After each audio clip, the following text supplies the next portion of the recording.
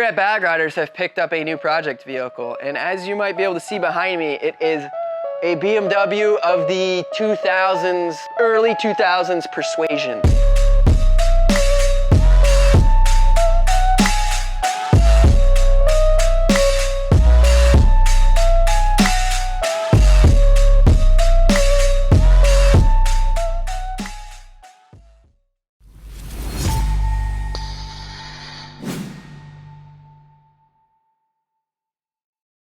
We got ourselves a nice V8 twin turbo. Basically refines oil down to smoke, which is sick. BMW, no hard feelings. You guys make great shit. Bag Riders, why have you bought such a clapped out old BMW? We bought this car so that we can put some bags on it, put some wheels on it, and take it to some shows. Not only in comfort, but in style. Because if you're into cars, you've probably wanted a 7 Series at some point. And if you deny that, you're lying to yourself, because these things, considering it was $8,000, it's a lot of car for $8,000. It was super clean in Oklahoma. I drove it back with minimal issues. Yeah, coolant level light just came on. Miraculous. It'll all be just fine. And I got on it a little bit. We got another light.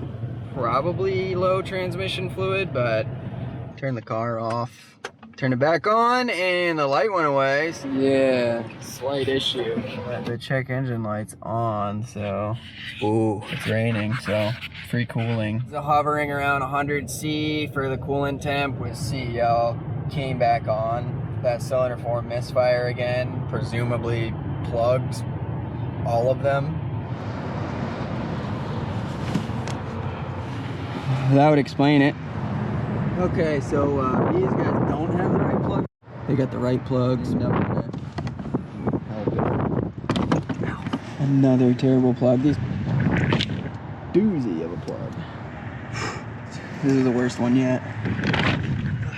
New hood dampers. Sitting in a guillotine right now. Just realizing that this thing has no underbody plastics. I mean, it's a good thing and a bad thing. Silver lining is that if I drop a tool, it's not gonna get stuck.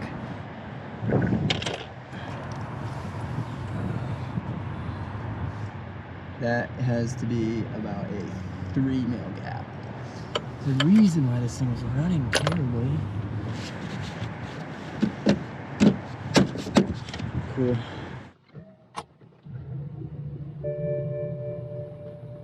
Feels like it's running smooth. Update, there's a Chick-fil-A nearby. That'll be my test drive. Not bad, right?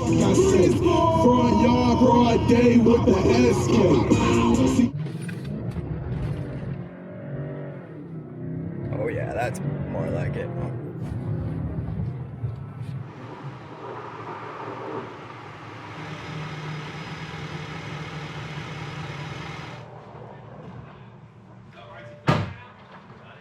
So far, we have done transmission service. Still need to change the oil in the thing. I've installed wheel studs.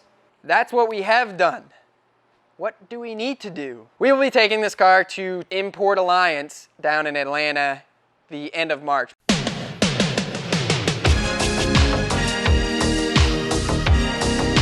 I am going to tidy up the management. I've got it mocked up to a point where I'm ready to kind of finalize it all. So there's a couple of things I got to do. I have to find a 12-volt ignition source to basically signal this stuff to turn on, and then plumb the air lines for each corner of the vehicle. Those are the two major things I got to do. Everything else, all the major wiring stuff for the management itself is complete. I already bench tested everything. It works great. What I had to do, well, I chose to do, with the CT, you don't have the typical compressor circuit that you would on the Air Lift 3H or 3P or 3S. I eliminated all of that from the Air Lift wiring harness. Not 100% necessary. Pretty sure it voids the warranty, but it looks a little bit cleaner and it's a little bit easier to manage. You don't have a relay flopping around, and the compressor is kind of isolated from that harness. You just gotta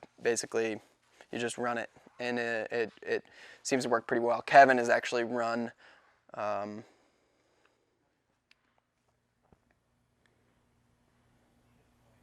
this same setup. If you look here, so let's get this out of the way. So this is the ignition wire I was talking about. It's kind of a rat's nest right now. This end plugs into the tank, and then this end will go to a ignition source. This is where the tank's gonna mount. I've already mounted up the Endo quick release brackets and tested them, made sure it was mounted nice. I've got this Blue Sea Systems Safety Hub 150. These things are great, well worth the money, consolidates all your circuits. Right now I'm only running 2 circuits. I got this one for, I'm gonna put a smaller fuse in there, but this one for the manifold control, and this one for the compressor, the ENDO-CT. I got the grounds here for everything. Ground and power for the ENDO-CT.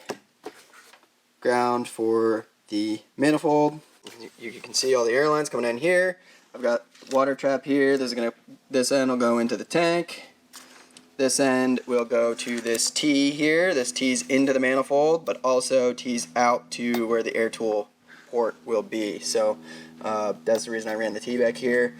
Nothing crazy. It's kind of a rat's nest, but doesn't need to look pretty because it's kind of hidden. Not going for aesthetics here, purely functionality, but just, you know, try to make it as neat as possible. So the next thing I'm going to do is get the tank back on here, cut some air line to plumb this up. I had originally done some hard lines, but that was before I decided to tee this off for an air tool port. So I'm just going to use soft lines for this. There's already an elbow in the tank, and then I'm just going to run a small little air line off of each side of the water trap, and that'll be that. I just wrapped up the management stuff that I wanted to wrap up. Not totally crazy about this ignition line, but it's hidden anyway, so I'll maybe fix that at a later date, but it's gonna work just fine. But everything's all plugged in, ready to go. I'm just gonna leave the tank on here when I put it in.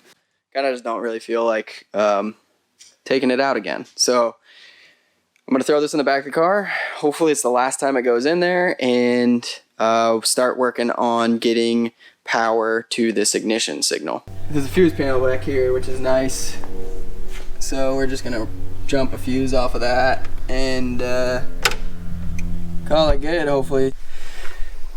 Just routing the ignition source down into here so we can put the liner back in, and then button up the trunk area, and then hopefully set it and forget it for now. Oh, and here's where the previous owner, if you can see that there, got some nice oil slicks. I'm pretty sure somebody dumped a full bottle of oil back here. That's what you do when you get a nice $99,000 7 Series. We're about to raid Kevin's Zaytech workshop. Yep. The abandoned items that are not in inventory. Oh, we don't want to take. Dude, there was a day where we had male spade connectors. We had them in that shelf. Yeah. I think we should go back to stocking them. Leave a comment below if you want one of these lighters. We'll mail it to you. All right, to the store. Woo!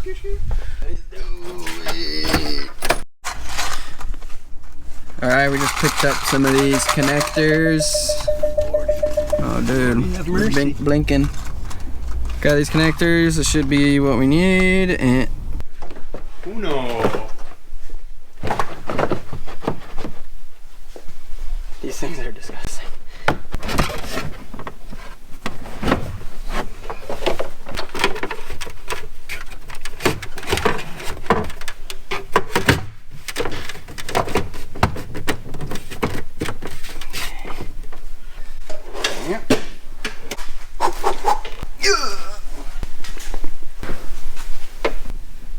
Sweet. Look at that. Looks like a car again. Spade-anize this. Plug them in. That's that. Let's see if this thing even closes. Sounds like it's already out.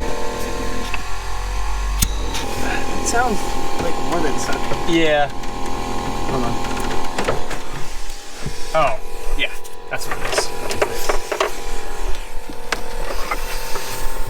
Look at all these funny sounds. That explains it. What line was that? It's the air tool port. Oh. Right there. Oh man, with the Whisper silent. And when you're in your luxury lunar spacecraft 7 series, you want quiet in the back while you rest.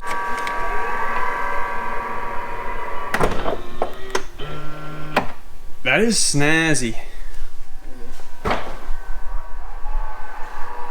Simple trick. AccuAir will hate you for this one simple trick.